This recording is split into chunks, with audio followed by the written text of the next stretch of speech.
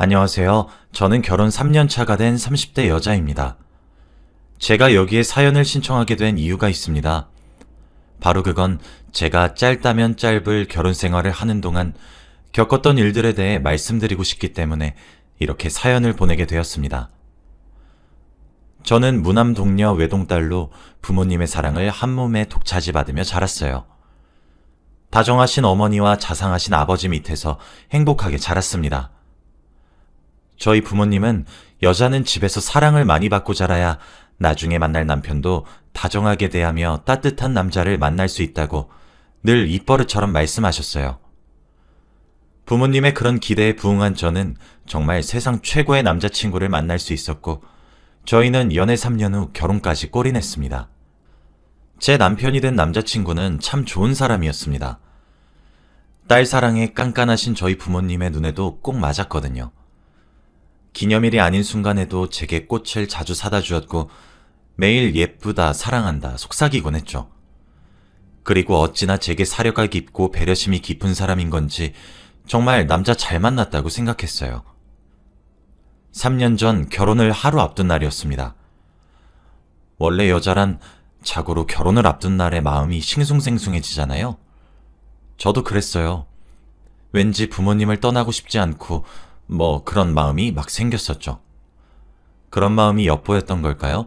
아니면 제 남편이 절 너무 잘 알았던 걸까요? 결혼을 한 이후 저희 부모님과의 여행을 계획했더라고요. 결혼 선물이라고 하면서 말이에요. 저는 그런 남편의 마음 씀씀이에 크게 감동할 수밖에 없었고, 저희 부모님과 여행을 갔다 온 뒤에 시어머니도 모시고 한번 여행을 가자고 호언장담을 했어요. 사실 남편은 아버지가 어렸을 때 돌아가셔서 시어머니만 계시거든요. 그런데 콩 심은 데 콩이 나고 팥 심은 데 팥이 난다고, 제 남편의 성격이 다정하고 자상한 이유는 시어머니를 꼭 닮았기 때문입니다. 결혼하기 전 처음 인사를 드리러 갔을 때 시어머님이 참 화사하고 다정한 미소를 지으시며 제게 존댓말로 "안녕하세요, 현수 어미 되는 사람입니다" 하셨거든요. 보통 자식의 연인이란 존재를 보면 말을 놓는 사람들이 대부분인데, 그렇게 절 예의 바르게 대우를 해주신다고 해야 하나? 그 모습에 전 결혼 결심이 더욱 섰던 것 같습니다. 아무튼 남편의 깜짝 선물로 인해 저희 부모님도 무척이나 좋아하셨어요. 아마 저만큼 부모님도 아쉬우셨던 것 같아요. 매일 품에 끼고 살던 하나 있는 자식이 결혼을 해서 집을 떠났으니 많이 적적해 하셨던 것 같기도 하고요. 그렇게 저희 부모님과 저희 부부는 바다가 잘 보이는 동해안으로 떠났습니다. 함께 일출을 보며 새로 시작하는 저희 부부의 앞날을 축복하기로 했거든요. 함께 일출도 보고 회에 소주도 먹고 정말 행복한 여행이었어요. 2박 3일간의 일정이었는데 정말 눈 깜짝할 새에 다 지나가더라고요. 항상 진중하시다고만 생각했었는데 아이처럼 웃으시는 저희 부모님의 얼굴도 처음 봤어요.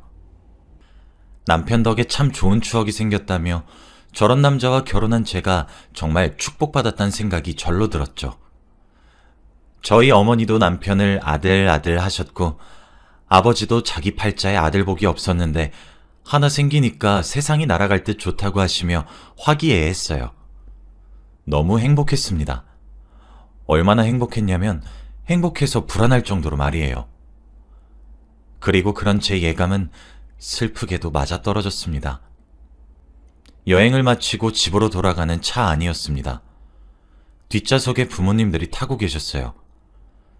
집 앞까지 태워다 드리겠다고 빠득빠득 우겼지만 부모님은 "김서방도 많이 피곤할 건데 뭐하러, 버스 타고 가면 금방이야" 라고 하시며 극구 사양을 하셨죠. 결국 부모님과의 말씨름해진 저희 부부는 그럼 버스 타고 가시는 걸 보고 돌아가겠다고 했고, 그렇게 저희 네 사람은 합의를 할 수 있었습니다. 남편은 잠시 화장실에 갔다 오겠다고 말을 하며 자리를 비웠고, 저는 부모님을 마주보며 서 있었어요. 그런데 갑자기 어머니와 아버지가 비명을 지르셨고, 그와 동시에 저를 엄청 세게 밀치셨습니다. 저는 어머니와 아버지 두 사람의 전력으로 정말 온 힘을 다해 밀친 탓에 비명을 지르며 바깥으로 튕겨져 나왔고, 이게 대체 어찌된 영문인지 파악을 하는 것과 동시에 쾅 하는 소리가 들렸습니다. 그리고 부모님이 서 계셨던 자리엔 핏자국이 흐르고 앞이 부서진 트럭이 한 대 서 있었을 뿐이었습니다. 귀에서 이명이 들릴 정도로 삐 하는 소리와 함께 누군가의 비명소리가 들렸고 저 멀리서 하얗게 질린 얼굴로 절 향해 뛰어오는 남편의 얼굴이 보였습니다. 그때까지도 저는 제게 무슨 일이 일어났는지 감히 이해할 수가 없었어요. 저는 엄마, 아빠? 어디 있어요? 장난치지 마! 라며 미친 사람인 양 사고 현장으로 뛰어들었어요. 그리고 차마 두 눈으로 보기 힘든 장면을 목격했죠. 어머니와 아버지는 트럭과의 충돌로 인해 튕겨나가진 상태셨고 그 와중에도 아버지는 저희 어머니를 감싼 상태셨습니다. 저는 아버지와 어머니의 곁에 앉아 미친 듯이 오열하기 시작했고 방언을 하듯 따져들기도 했고 제발 정신을 차리라고 정신 잃지 말라고 막 소리를 쳤어요. 그런데 아버지는 그 끔찍한 고통 속에서 제게 희미하게 웃어주시며 너 안 다쳤지? 라고 물어보시더라고요. 목이 메어 대답도 채하지 못하고 고개만 끄덕거렸는데 다행이다라는 말 한마디를 하시고 아버지는 고개를 떨구셨어요. 그때 남편이 부른 구급차가 도착한 모양인지 구급대원이 저희 쪽으로 다급히 오는 것이 보였습니다. 그리고 그 장면을 마지막으로 저는 아무런 기억이 나지 않았어요. 그리고 다시 눈을 떴을 때는 병원의 하얀 천장이 저를 반겨주고 있었고 침대 옆엔 토끼처럼 놀란 눈을 동그랗게 뜬 채로 남편이 돌처럼 굳어서 있었어요. 남편의 비명과도 같은 의사를 호출하는 소리와 사람들이 다급히 뛰어 들어오는 소리를 들으며 다시 눈을 감았고 다음날 저녁에 다시 눈을 떴죠. 얼마간의 시간이 흘렀던 것인지 가늠이 되지 않았습니다. 그런데 창밖을 보니 벚꽃이 흩날리고 있더라고요. 제가 부모님과 여행을 갔던 계절은 여름이었는데 말이에요. 천천히 몸을 일으켜 보려고 했지만 몸이 내 몸 같지가 않았고 감각도 희미하게 느껴지기 시작하더라고요. 멍하니 누워 천장을 보며 몇 시지? 여긴 어디지? 따위의 생각을 하다 문득 내가 왜 누워있는지에 대해서도 생각을 하게 되었고 마지막으로 본 사고 현장을 떠올리게 되었습니다. 그랬더니 초인적인 힘이 나오더라고요. 당장 병실에 나가야 했어요. 창밖을 보니 계절이 3개는 지나 보였고 부모님의 생사가 너무 걱정이 되었어요. 하지만 오랜 시간 누워 있었던 제 몸은 당연히 제멋대로였고 저는 그런 몸도 움직여보겠다고 노력 끝에 침대에서 내려올 수 있었습니다. 물론 떨어져서 내려온 것이지만요. 아픔을 느낄 새도 없이 병실 문 밖으로 기어가듯 굴러가듯 전진하고 있으니 남편이 들어오더군요.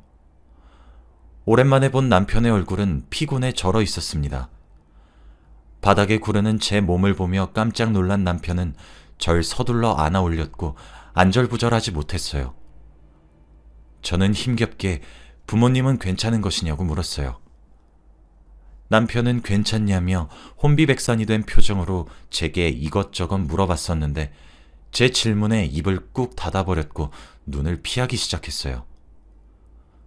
저는 아무 말이라도 좋으니 이야기를 해달라고 더듬거리며 말을 했고 남편은 저를 안쓰럽다는 듯 쳐다봤죠.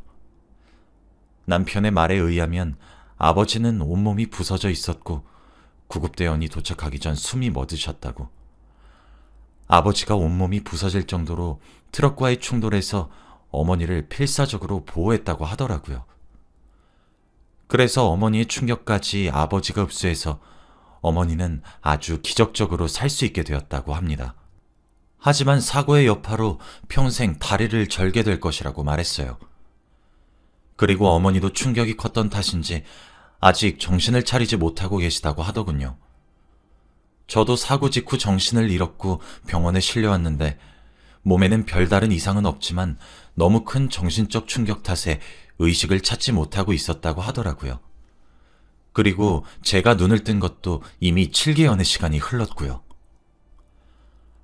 아마 제 등 뒤에서 어머니와 아버지는 트럭이 달려오는 것을 목격하셔서 절 온 힘을 다해 밀어낸 뒤 아버지는 어머니를 껴안아 필사적으로 보호를 하셨던 것 같아요.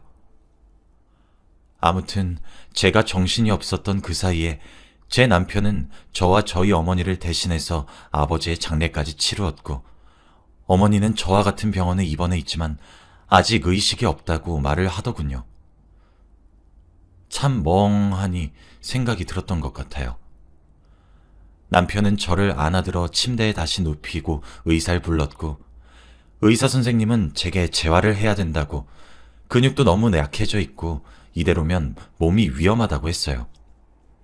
그리고 추가로 알게 된 사실은 제가 사고 당시 임신 초기의 상태였고, 극심한 스트레스로 인해 아이도 유산했다고 했죠.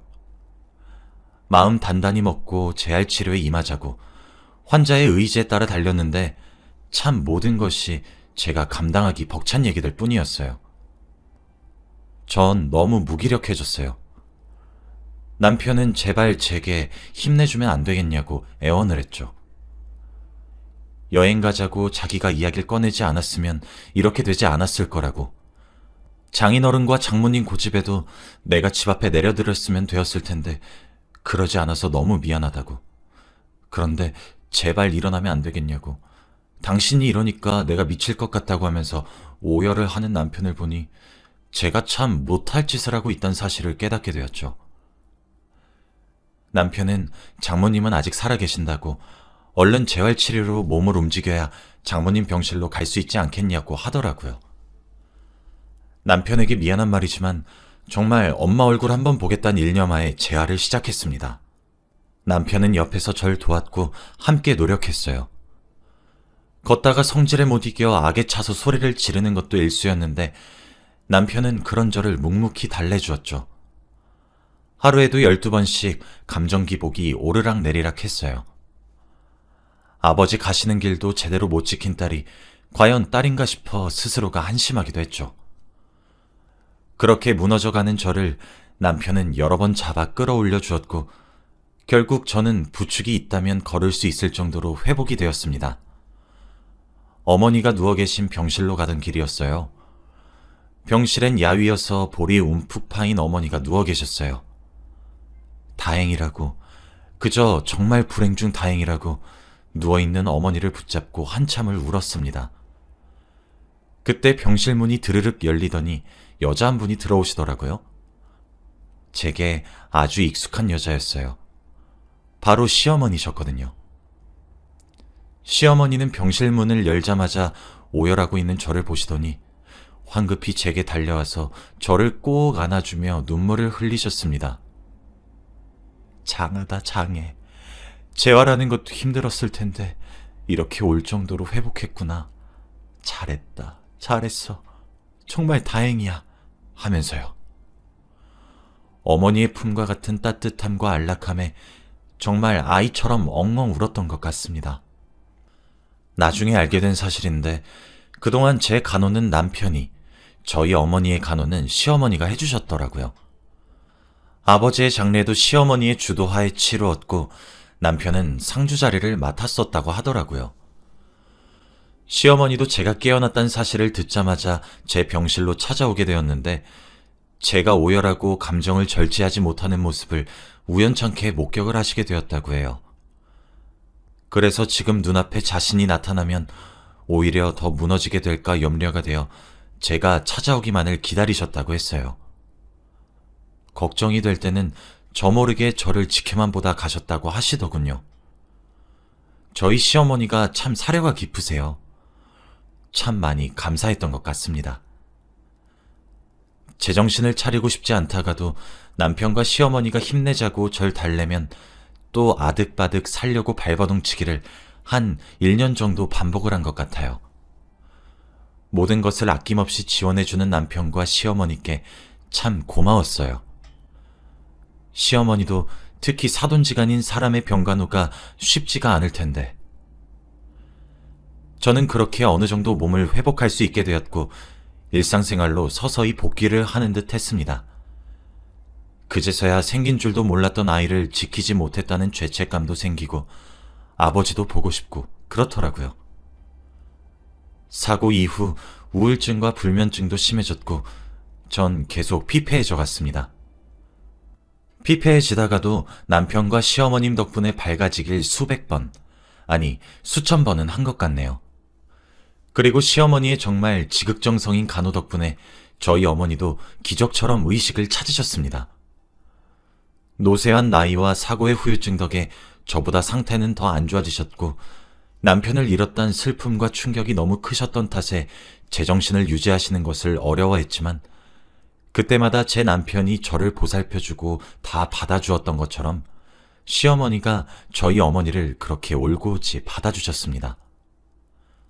시어머니의 지극정성이 통한 것인지 저희 어머니도 차츰 안정을 찾고 재활치료를 함께하기 시작했죠. 지금으로부터 1년 전 어느 날이었습니다. 하루는 병실에 시어머니가 찾아오셨더라고요. 저는 퇴원을 몇 달 앞두고 있었습니다. 시어머니는 제게 조심스레 말을 걸어오셨어요. 아가, 혹시 퇴원하면 우리 넷이서 같이 살까? 라고 하시더라고요. 저는 그런 제안에 너무 깜짝 놀라서 아무런 대꾸도 못하고 있었는데 시어머니는 거절의 의사로 받아들인 건지 아니, 불편할 것 같으면 잊으렴 아가. 아니 나는 아직 너도 몸이 성치 않기도 하고 그리고 큰일 겪고 다시 흔적을 보게 되거나 이러면 무너지게 될까 염려도 되고 그리고 사돈어른도 몸이 성치 않아서 도움이 필요하실 것 아니니 그런데 내가 도와주는 것이 낫지 않을까 싶어서 이야기해 본 거란다.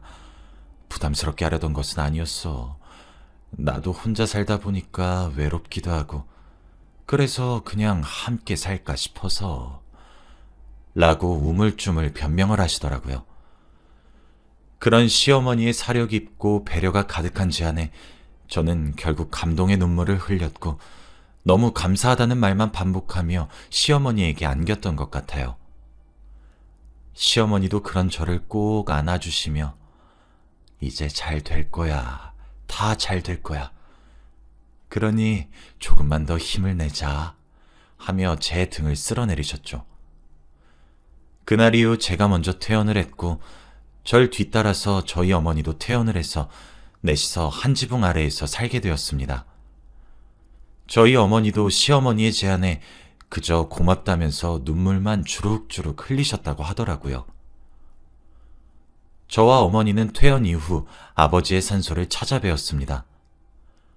아버지의 희생으로 저와 어머니가 목숨을 건졌다는 사실에 불효막심하다는 생각을 떨칠 수 없다가도 돌아가시기 직전 제게 다치지 않았냐고 희미하게 웃어 보이시던 얼굴과 그 와중에도 어머니를 지키기 위해 꼭 껴안은 팔들이 생각이 나서 참 울컥하는 마음이 들기도 한답니다.